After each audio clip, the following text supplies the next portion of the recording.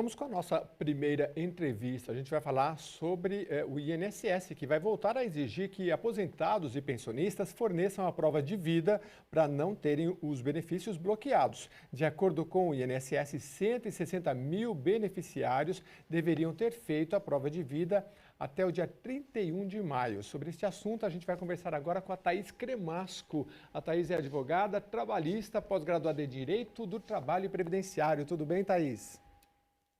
Olá, bom dia, tudo bem? Um prazer.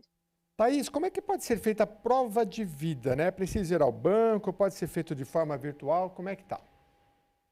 A princípio, o beneficiário, né, o usuário do INSS, o segurado que tem que fazer a prova de vida, deve ir até o banco presencialmente. Uhum. E existem exceções, quando a pessoa não pode ir através de procuração, mas, a princípio, o beneficiário deve ir até o banco para fazer essa prova de vida, a não ser que ele tenha a CNH digital, e daí, nesse caso, a biometria, né, é possível através fazer a prova de vida mesmo da sua própria casa.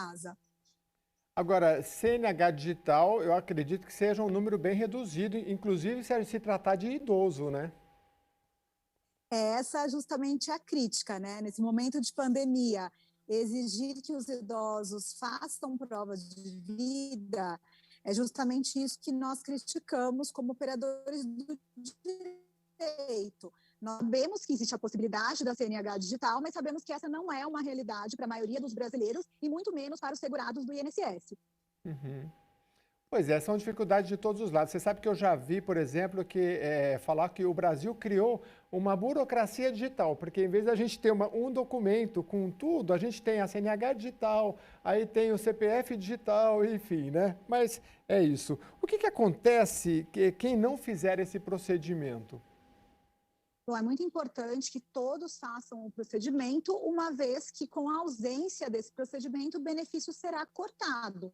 E nós sabemos que, na realidade, as pessoas dependem desse benefício para sua subsistência. Então, vai seguir a ordem, né? Quem deveria ter feito a prova de vida em março e abril, que foi o momento que foi cortada essa necessidade por conta da pandemia, tem até o final de junho agora para fazer. E depois vai maio, junho, quem deveria ter feito tem até julho. E por aí vai, e todos têm que seguir a prova de vida, senão o benefício será de fato cortado.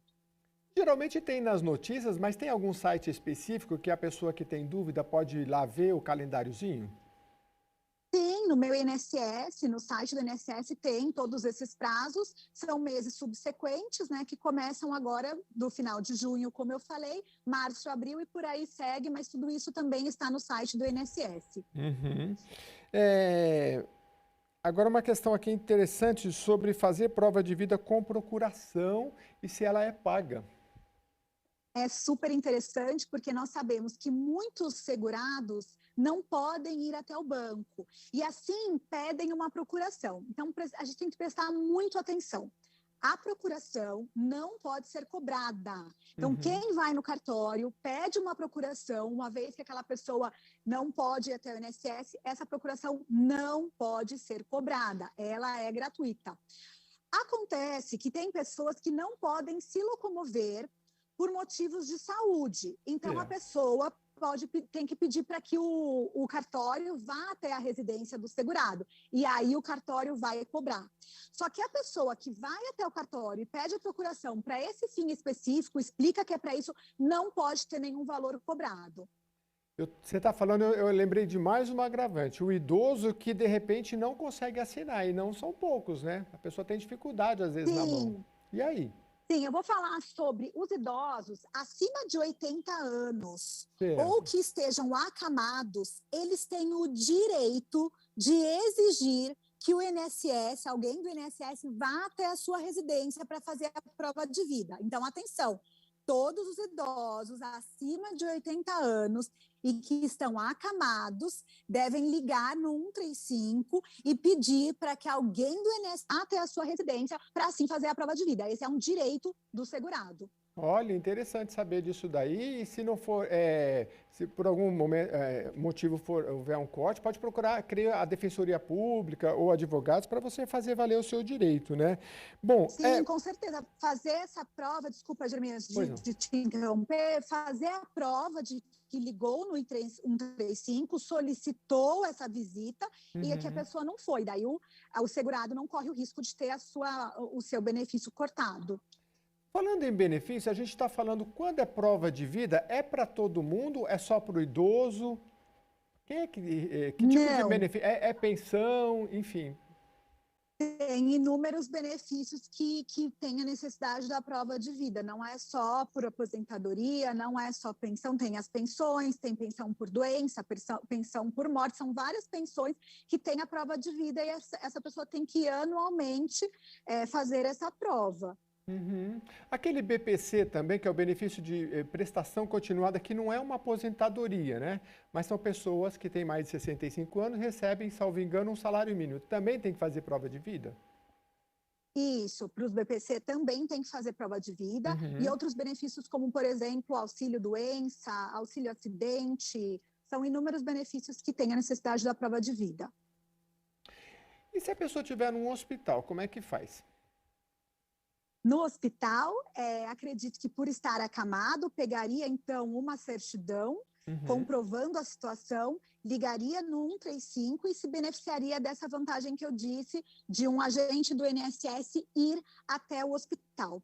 Eu acho muito importante informar a todos que a simples procuração não facilita, não é que a pessoa vai pegar a procuração, levar no banco e vai dar tudo certo. Acho muito importante todos saberem que não é apenas a procuração. Essa procuração tem que ser levada no INSS, o INSS cadastrar a procuração e então você vai poder levar essa procuração para o banco. Não é só pegar a procuração e ir até o banco. Essa é uma informação que muitos não sabem e vão ter problema na hora de pedir, então, essa prova de vida através de procuração. Então, como é que é? Eu tenho a procuração, eu pego a procuração, vou supor, para o meu pai e minha mãe.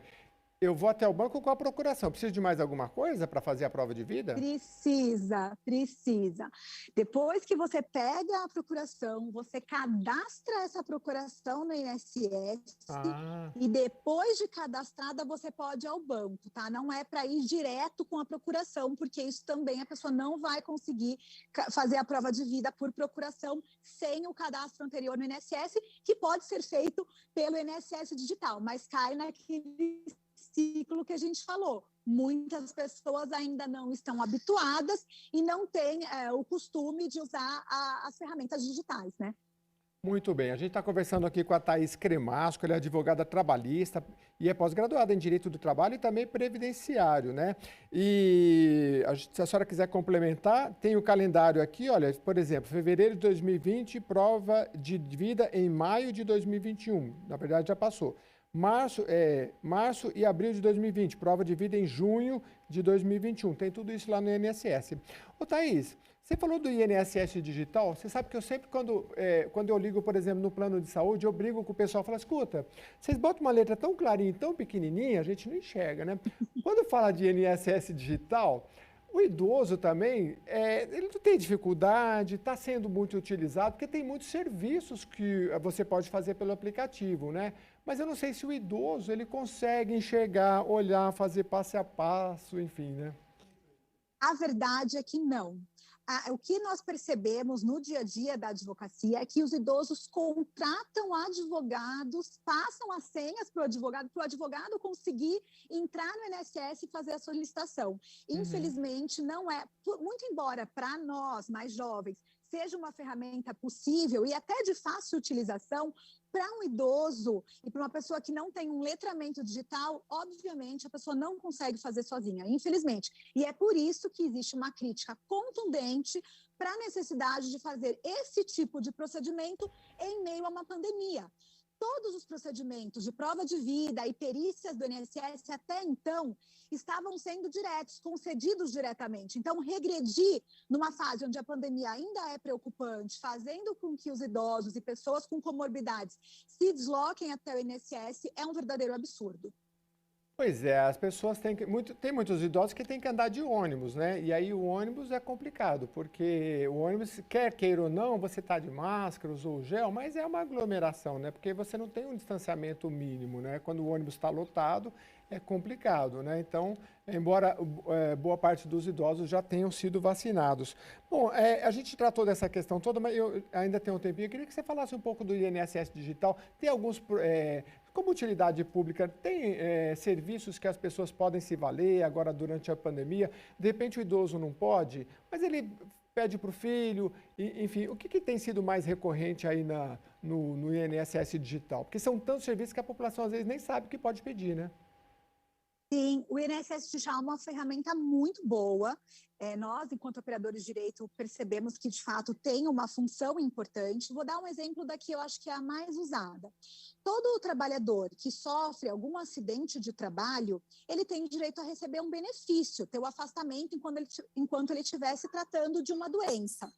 Agora, nesse período de pandemia, ficou durante todo esse tempo, o trabalhador apenas colocava o documento médico mostrando que ele tinha uma doença e automaticamente era concedido para ele um benefício por auxílio doença ou auxílio acidente. Então, isso é ferramenta digital, quando bem utilizada e trazendo a confiança que o segurado merece. Então, se o segurado tem um médico de confiança que atesta a sua incapacidade para o trabalho, talvez não precisaria nem ter as perícias, porque a gente sabe que muitas vezes a perícia presencial acaba sendo uma perseguição ao segurado. Enquanto a ferramenta digital poderia ser uma forma interessante, inteligente e rápida de conceber benefícios para aqueles que têm direito. Então, eu acredito que a ferramenta digital é muito importante.